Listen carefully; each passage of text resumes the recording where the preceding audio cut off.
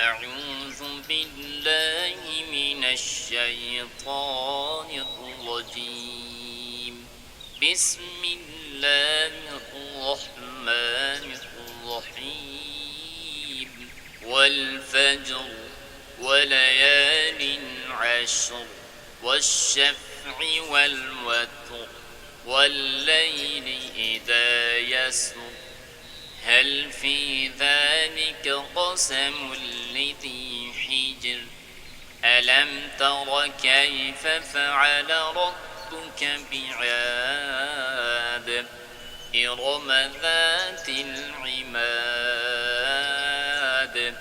التي لم يخلق مثلها في البلاد وثمود الذين جابوا الصخر بالواد وفرعون ذي الأوتاد الذين طغوا في البلاد فأكثروا فيها الفساد فصب عليهم ربك سوط عذاب إن ربك لبالمرصاد فأما الإنسان إذا ما ابتلاه ربه فأكرمه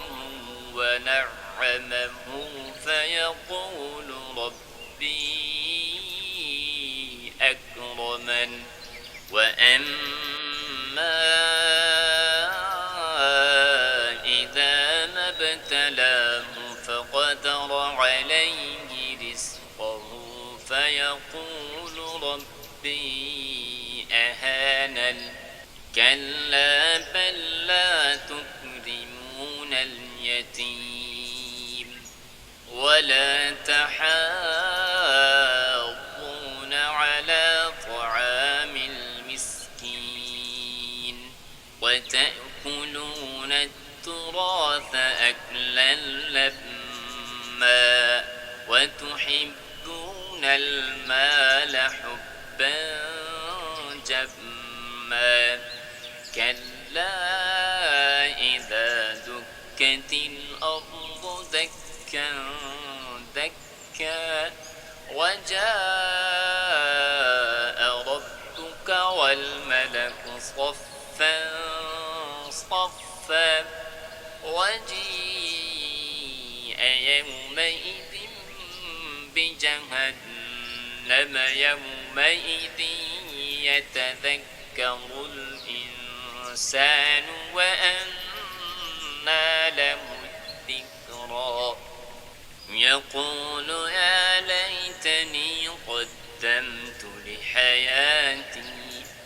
فيومئذ لا يعذب عذابه